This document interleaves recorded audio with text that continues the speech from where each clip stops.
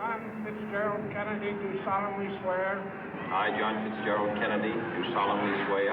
That you will faithfully execute the office of President of the United States. That I will faithfully execute the office of President of the United States. And will, to the best of your ability. And will, to the best of my ability. Preserve, protect, and defend the Constitution of the United States. Preserve, protect, and defend the Constitution of the United States. So help you God. So help me God.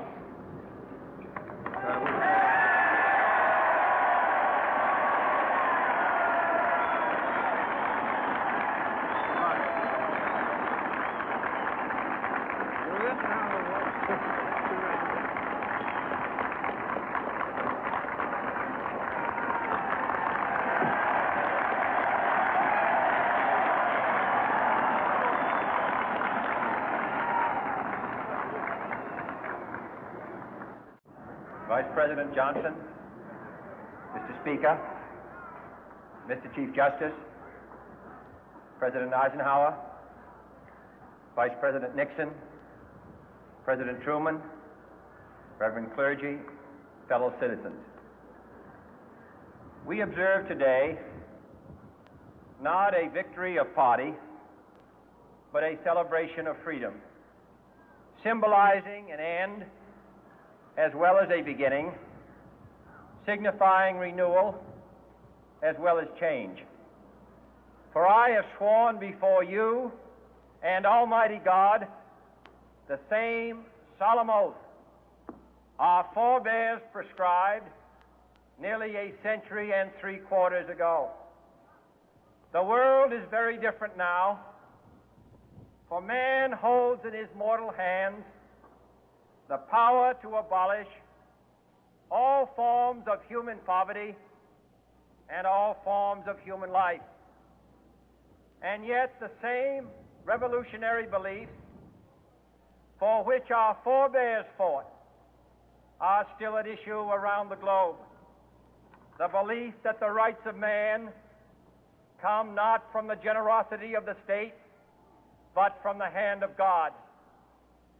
We dare not forget today that we are the heirs of that first revolution.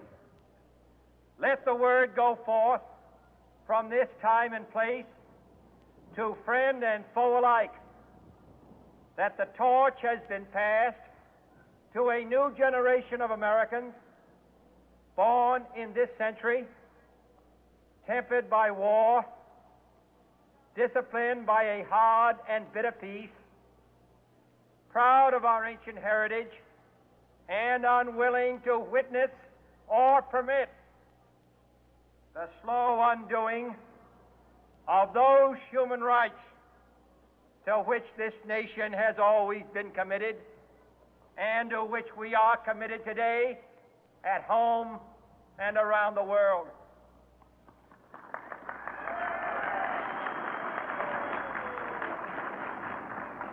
Let every nation know, whether it wishes us well or ill, that we shall pay any price, bear any burden, meet any hardship, support any friend, oppose any foe to assure the survival and the success of liberty.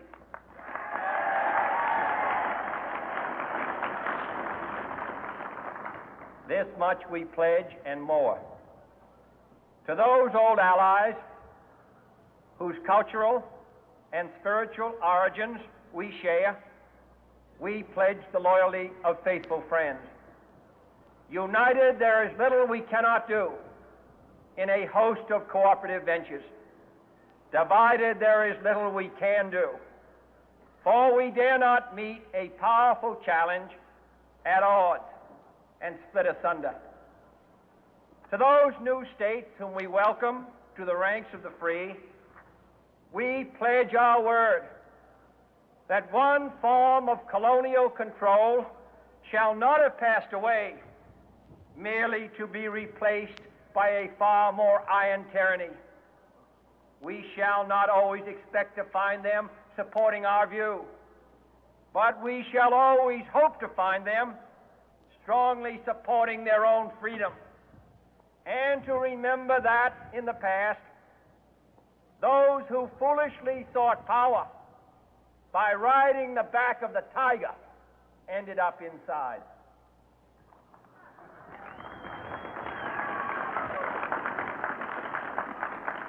To those people in the huts and villages of half the globe struggling to break the bonds of mass misery, we pledge our best efforts to help them help themselves for whatever period is required, not because the communists may be doing it, not because we seek their votes, but because it is right. If a free society cannot help the many who are poor, it cannot save the few who are rich.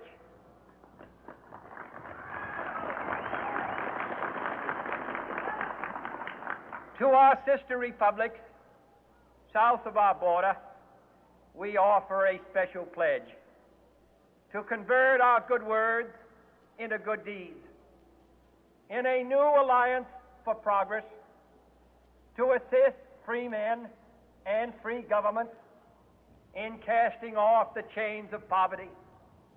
But this peaceful revolution of hope cannot become the prey of hostile powers. Let all our neighbors know that we shall join with them to oppose aggression or subversion anywhere in the Americas. And let every other power know that this hemisphere intends to remain the master of its own house.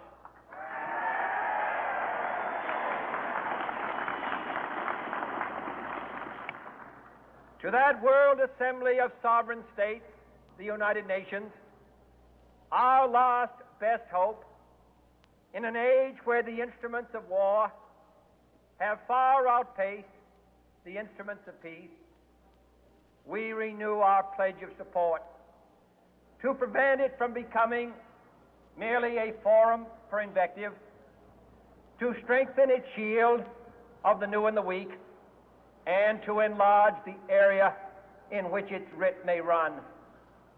Finally, to those nations who would make themselves our adversary, we offer not a pledge, but a request that both sides begin anew the quest for peace.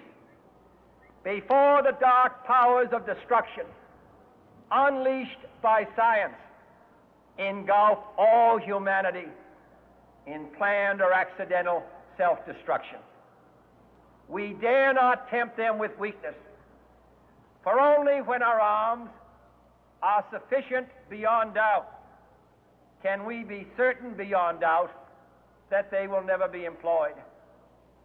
But neither can two great and powerful groups of nations take comfort from our present course, both sides overburdened by the cost of modern weapons, both rightly alarmed by the steady spread of the deadly atom, yet both racing to alter that uncertain balance of terror that stays the hand of mankind's final war. So let us begin anew, remembering on both sides that civility is not a sign of weakness, and sincerity is always subject to proof. Let us never negotiate out of fear, but let us never fear to negotiate.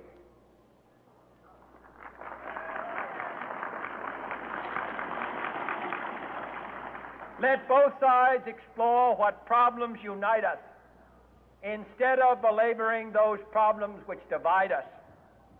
Let both sides, for the first time, formulate serious and precise proposals for the inspection and control